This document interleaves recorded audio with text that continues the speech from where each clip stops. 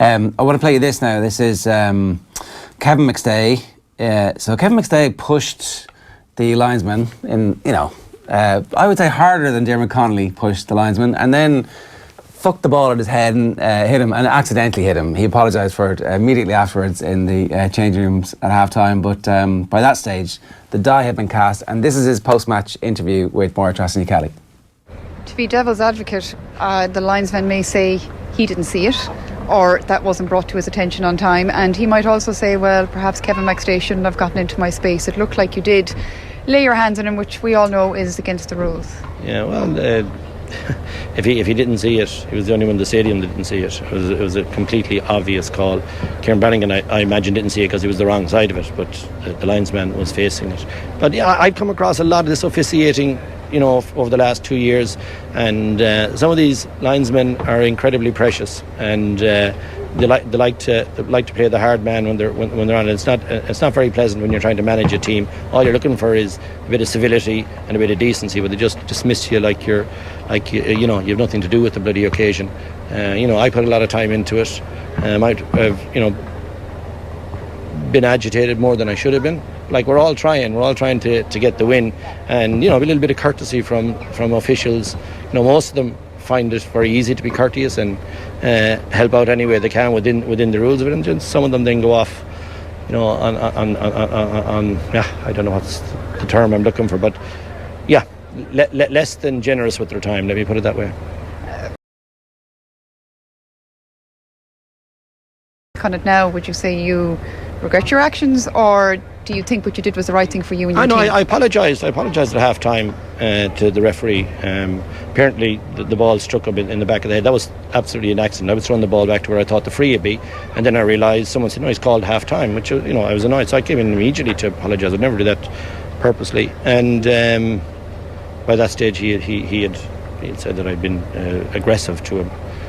And he was complaining to the referee about it, and I suppose the referee had no option then but to take some action. So it's the one thing this association just can't seem to get right, is officiating, and good officiating where the officials are all tuned in to what's going on around the place. Like, there's an awful lot going on in a football field these days that isn't even been refed at all. It's just let to the players to sort out. It's a good point that the refereeing and the quality of the officiating over the Super 8s hasn't been great so far. It's hard to make that case, though, when you're a manager and you're pushing the linesman. Like, would you volunteer to be a linesman if that's like, I don't think there was that much in the incident, but you have seen Dermot Connolly suspended and now not playing football, I would argue, probably as a direct result of that incident last year. And,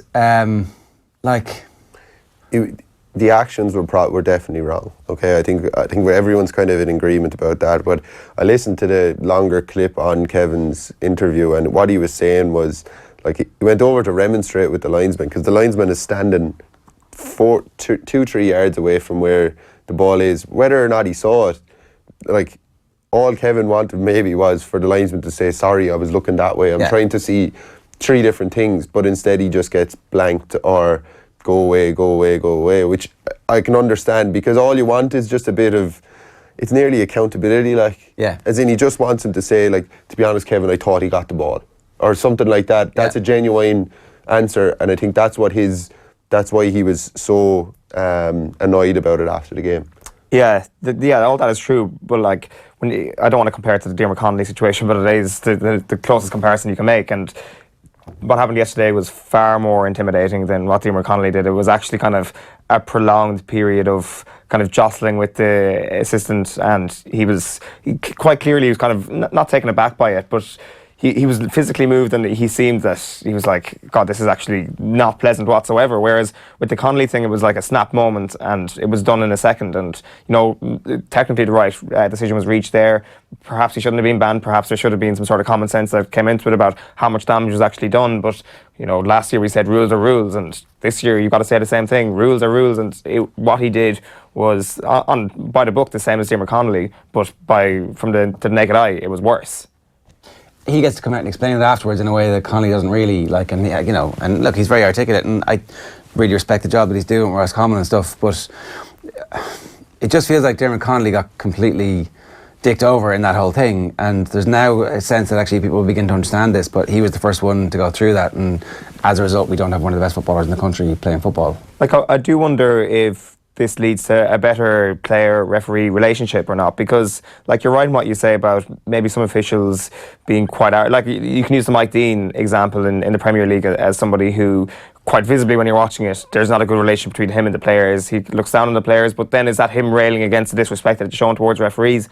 Perhaps it is, and I don't know, like, is this the first step of a better relationship between officials and management? The second suspension, like another notable occasion. You should have a designated back and forward who can speak to the referee and like... Yeah, that's common sense though. We don't really do common sense in the GAA, do we? But I don't think it's right for a manager to get involved with a linesman. There should be a designated person who's there to talk to the two managers. Yeah. Now, in the heat of the moment, when the linesman is 2 or 3 yards away from you, it can be hard to kind of go, right, I need to turn around and go talk to that person over there. There's no perfect system to it, but like when Kevin McStay, who's probably one of the calmest people you'll see on a sideline, is getting that agitated, it just... Gaelic must football, be some reason, like. yeah, Gaelic football can drive you insane. You can end up finishing a game and going, what was I doing there? Yeah. But it'll be interesting to see what happens in the next day or so about it. The inconsistency is the main thing. Yeah. Like it's across the board. The Kildare sending off comes in the aftermath of somebody like dragging out of him, and like attempting to strike is the same as striking according to the rule book. And so I understand why, if you're the linesman and you see something, you go, oh, it looks like an attempt to strike, and the referee takes the linesman's viewpoint and says, okay, I have to do that. But like the context is everything. We had a similar situation in Cavan in our last league game, where Liam Casey had won a free and the man didn't release him, and he's trying to swing him off and goes like that, and it looks like he's after hitting him and gets sent off. Like, where do you draw the line?